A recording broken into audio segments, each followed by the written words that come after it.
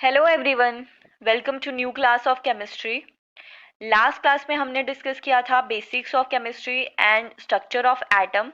तो उसे ही आज के हम कंटिन्यू करने वाले हैं। बट क्लास स्टार्ट करने से पहले फटाफट से आंसर करो, न्यूट्रॉन की डिस्कवरी किसने की थी? कमेंट सेक्शन में फटाफट से आंसर कर दो, न्यूट्रॉन की डिस्कवरी किसने की थी? Who discovered neutrons? हमने एटम के बारे में पढ़ रहा था, उसके थ्री एलिमेंटल पार्टिकल्स होते हैं, इलेक्ट्रॉन, प्रोटॉन एंड न्यूट्रॉन। जिसमें इलेक्ट्रॉन कैसा है हमारा, कैसा चार्ज पार्टिकल है? नेगेटिवली चार्ज पार्टिकल आ जाता है। प्रोटॉन आ जाता है पॉजिटिवली चार्ज एंड न्यूट्रॉन आ जाता है न्यूट्रल। तो फटाफट से आंसर करो, हु डिस्कवर्ड न्यूट्रॉन? ओके, तो अब क्लास स्टार्ट करते हैं। पहले बात करेंगे atomic number and mass number की। अगर हम मान ले x से हम रिप्रेजेंट कर रहे हैं किसी एलिमेंट को, तो उसका कुछ एटॉमिक नंबर होता है और कुछ एटॉमिक मास नंबर, या सिंपली जिसे हम क्या बोल देते हैं, मास नंबर बोल देते हैं। ए एक्स जेड, इस तरह हम लिखते हैं। ए क्या आ गया हमारा, मास नंबर आ गया, जेड आ गया एटॉमिक नंबर। तो जो एटॉमिक नंबर है वो किसके बराबर होता है? Number of protons in the nucleus of an atom. किसी एटम के पास जितने पॉजिटिवली चार्ज पार्टिकल्स हैं या नंबर ऑफ प्रोटॉन्स हैं, उसे हम बोल देंगे एटॉमिक नंबर। और मास नंबर क्या आ जाएगा? Number of protons plus number of neutrons. जितने प्रोटॉन्स होंगे और जितने न्यूट्रॉन्स होंगे उसे हम क्या बोल देंगे? मास नंबर बोल देंगे।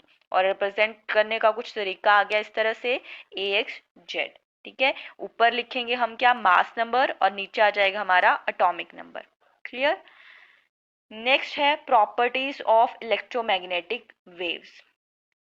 थर्मल रेडिएशंस के बारे में डिस्कवरी की कुछ साइंटिस्ट ने। और उसमें जो मैक्सवेल हैं उन्होंने क्या बताया कि किस तरह से ऑब्जेक्ट्स क्या करती हैं, इंटरेक्ट करती हैं थर्मल रेडिएशन के टाइम पे, और क्या प्रोड्यूस होती हैं, इलेक्ट्रोमैग्नेटिक वेव्स। जो इलेक्ट्रोमैग्नेटिक वेव्स हैं, कहाँ से इनका नाम आ जाता है कि ये जो वेव्स हैं ये कैसी होती हैं, इलेक्ट्रिक होने के साथ साथ मैग्नेटिक होती हैं। मतलब दोनों टाइप ऑफ वेव्स होती हैं, या दोनों टाइप ऑफ फील्ड्स होती हैं इलेक्ट्रोमैग्नेटिक वेव्स में।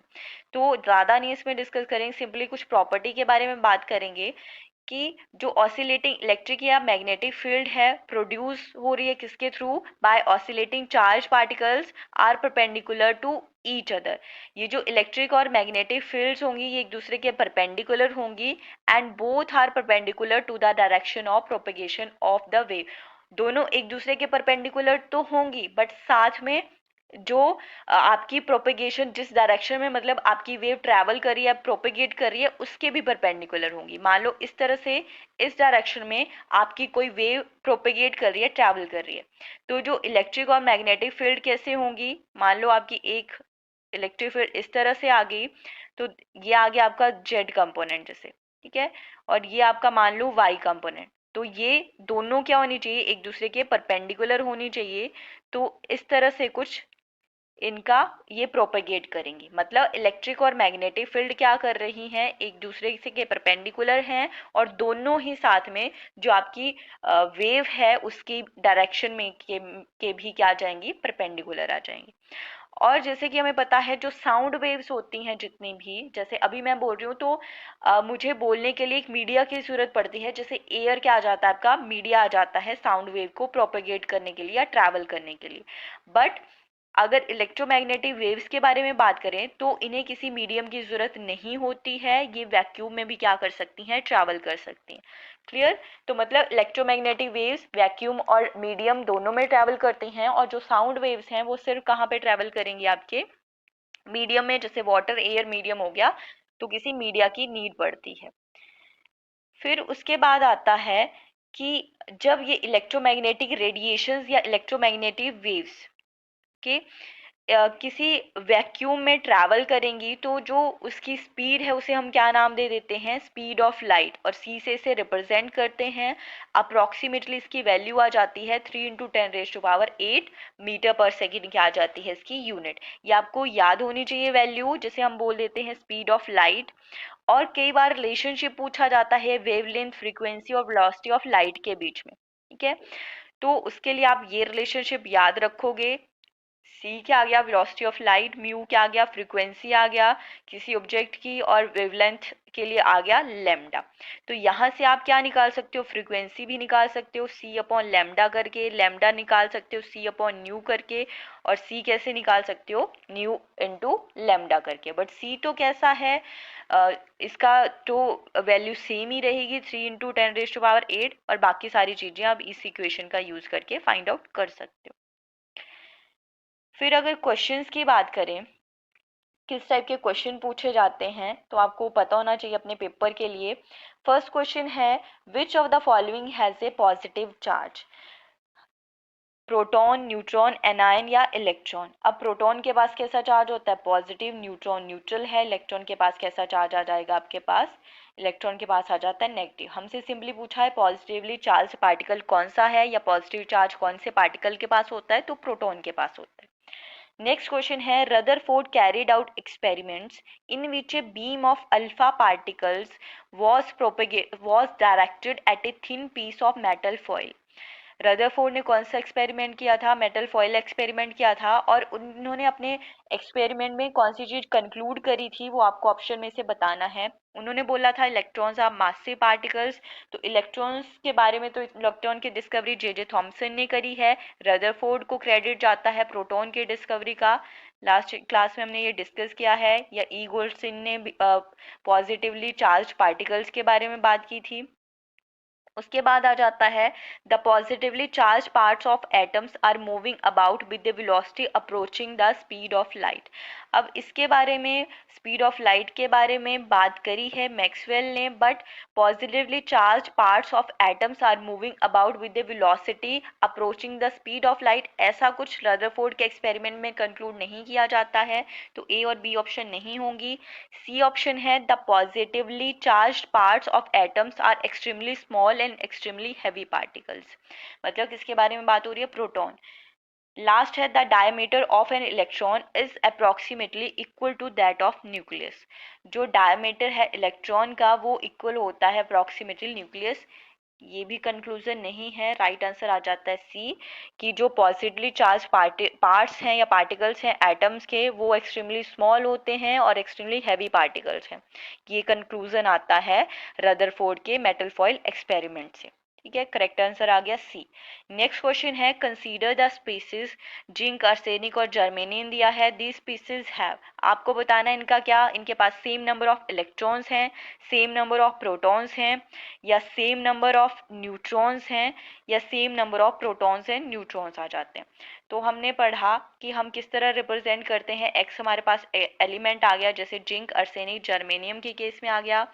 ए हमारा मास नंबर आ गया, और जेड आ गया हमारा एटॉमिक नंबर। तो यहाँ पे मास नंबर है 72, 75, 74 डिफरेंट है। तो मतलब यहाँ पे number of protons plus number of neutrons, ये क्या आ जाते हैं आपके पास, डिफरेंट है। तो यहाँ पे ये आंसर तो बिल्कुल नहीं होगा। अब बच गया जेड। जेड के केस में दोनों ही वन, सॉरी तीनों तीनों स्पीसीज के केस में वन वन आ जाएगा। तो वन जेड कितना आ गया, वन आ गया आपका। तो आप यहाँ से क्या बोल सकते हो कि जो इनके पास, इन स्पीसीज के पास क्या होगा, सेम नंबर ऑफ प्रोटॉन्स होंगे। तो राइट आंसर आ गया बी, क्योंकि Z is equal to the number of protons in an atom. Clear. Next question है, the neutral atoms of of the isotopes of the same element have. जो neutral atoms हैं of all the isotopes, isotopes कौन से हो जाएंगे, जिनका क्या होगा आपके पास सेम मास नंबर होगा, बट डिफरेंट क्या होगा, एटॉमिक नंबर हो जाएगा। ठीक है। अब इनके पास क्या होगा, सेम नंबर ऑफ प्रोटॉन्स होंगे, इक्वल नंबर ऑफ न्यूट्रॉन्स होंगे, या फिर सेम नंबर ऑफ इलेक्ट्रॉन्स होंगे, सेम मास नंबर होगा। तो इसका राइट आंसर आ जाएगा आपका सी, सेम नंबर ऑफ इलेक्ट्रॉन्स होंगे। ठीक है। जो भी न्यूट्रल एटम्स हैं of all the isotopes of the same element, उनके पास होता है सेम नंबर ऑफ इलेक्ट्रॉन्स। ठीक है। अब यहाँ पे एक और चीज आप कंसीडर कर सकते हो, ये जो सेम नंबर ऑफ इलेक्ट्रॉन्स हैं, अगेन ये आपका एटॉमिक नंबर ही आएगा। तो यहाँ पे नंबर ऑफ प्रोटॉन्स भी से सेम बात होगी। ठीक है, कि जो एक न्यूट्रल एटम होता है वो न्यूट्रल क्यों होगा, क्योंकि उसके पास number of electrons and number of protons same होते हैं। सेम होने की वजह से ये एक दूसरे के इफेक्ट को या चार्ज को कैंसल आउट कर देते हैं, इसीलिए ये क्या होगा, न्यूट्रल एटम होता है। ठीक है, तो क्वेश्चन ध्यान रखना है, क्वेश्चन में पूछा है न्यूट्रल एटम की बात हो रही है, तो न्यूट्रल एटम मतलब number of protons is equal to number of electron. तो यहाँ पे दिया गया था डिफरेंट नंबर ऑफ प्रोटॉन्स, अगर होता सेम नंबर ऑफ प्रोटॉन्स तब हमारा ये आंसर राइट हो सकता था। ठीक है, बट डिफरेंट है, होगा नहीं आंसर ठीक। इक्वल नंबर ऑफ न्यूट्रॉन्स ये भी जरूरी नहीं है, सेम मास नंबर होगा ये भी जरूरी नहीं होगा। ठीक है, एटॉमिक नंबर सेम होगा। तो यहाँ पे राइट आंसर क्या आ जाएगा, सेम नंबर ऑफ इलेक्ट्रॉन्स। ठीक है, जो आइसोटोप्स होंगे उनका क्या होगा, same number of atomic number and different mass number होगा। नेक्स्ट क्वेश्चन है the maximum number of electron that can be accommodated in a sub level for which L is equal to 3 is. आपको बताना है maximum number of electrons कितने होंगे जब L की value कितनी है, 3 आ जाती है। ठीक है, अब यहाँ पे आपको क्या याद रखना है, जब भी इस तरह L की वैल्यू दी गई होगी, ठीक है, तो उसके केस में आप क्या याद रखोगे, उसके केस में आप चीजें याद रख सकते हो कि जो भी कोई भी ऑर्बिटल है या कोई भी सबशेल है उसमें एल की वैल्यू या एन की वैल्यू देने की वजह से आप किस तरह नंबर ऑफ इलेक्ट्रॉन्स को फाइंड आउट कर सकते हो। ठीक है, एल क्या जाता है आपका, एजीमुथल क्वांटम नंबर है। एल क्या आ जाएगा, एजीमुथल क्वांटम नंबर। और यहाँ पे अगर L की वैल्यू 3 दी है, अब मैं आपको सारा ही बता रही हूँ, अगर L की वैल्यू 0 है, 1 2 3 4 5, तो जो सबशेल्स हैं या नंबर ऑफ इलेक्ट्रॉन्स हैं वो कितने हो जाएंगे। सबशेल किस तरह से आ जाती हैं, S P D F G H। Clear. अब एस के केस में 1 आ जाएगा नंबर ऑफ ऑर्बिटल, पी के केस में नंबर ऑफ ऑर्बिटल 3, डी के केस में 5, एफ के केस में 7, जी के केस में 9 और एच के केस में 11। और एक ऑर्बिटल में हम कितने इलेक्ट्रॉन्स फिल कर सकते हैं, 2 इलेक्ट्रॉन्स को फिल कर सकते हैं। ठीक है, क्लॉकवाइज एंड एंटी क्लॉकवाइज होंगे। ओके, तो अब यहाँ पे मतलब एस के केस में अगर आपसे पूछा है एल की, ये किसकी वैल्यू है, एल की वैल्यू, एल की वैल्यू अगर 0 है तो आपके पास मैक्सिमम नंबर ऑफ इलेक्ट्रॉन्स कितने हो जाएंगे, तो हो जाएंगे 2। ठीक है, एक ऑर्बिटल है और एक ऑर्बिटल में मैक्सिमम कितने इलेक्ट्रॉन होंगे, 2। और यहाँ पे पूछा है 3 के केस में मतलब 7 ऑर्बिटल हैं, 7 को आप 2 से मल्टीप्लाई कर दो, कितना आ गया, 14 आ गया। ठीक है, तो राइट आंसर आ गया, D is the correct answer. अगर पूछा होता एल की वैल्यू 4 है तो मैक्सिमम नंबर ऑफ इलेक्ट्रॉन कितने आ जाते, 18 आ जाते। ओके, तो इस तरह आप फाइंड आउट कर सकते हो डिफरेंट केसेस में। नेक्स्ट क्वेश्चन है which statement about the 4 quantum numbers which describe electrons in atom is incorrect. अब यहाँ पे जो क्वांटम नंबर हैं उनके बारे में स्टेटमेंट दी गई है, आपको बतानी है कौन सी चीज गलत है यहाँ पे। तो अब पहला है n is equal to principal quantum number, n is equal to 1 2 3। अब ये बात तो सही है, n क्या आ जाता है आपका, प्रिंसिपल क्वांटम नंबर आ जाता है, और n की वैल्यू कितनी आ सकती है, is equal to 1 2 3 so on हो सकती है। ये तो सही है, हमसे पूछा गया है इनकरेक्ट स्टेटमेंट, तो पहली तो सही है। नेक्स्ट है l is equal to subsidiary और एजीमुथल, सब्सिडरी भी बोल देते हैं l को, एजीमुथल भी बोल देते हैं, क्वांटम नंबर, और l की वैल्यू कितनी होगी, 1 2 3 so on n plus 1। Next है m is equal to magnetic quantum number, और m की वैल्यू कितनी हो जाएगी, -l टू +l तक। और लास्ट है ms is equal to spin quantum number, और ms की वैल्यू कितनी हो जाएगी, +12 और -12। तो पहली सही है स्टेटमेंट, सी सही है, डी सही है। जो बी है, एल की वैल्यू कितनी आ जाती है आपकी, एल की वैल्यू आ जाएगी 0 1 2 3 सो ऑन एन -1 होगा इसके केस में। ठीक है, तो ये स्टेटमेंट रॉन्ग है और हमारा यही क्या आ जाएगा, राइट आंसर आ जाएगा। नेक्स्ट क्वेश्चन है what is the frequency of light having a wavelength.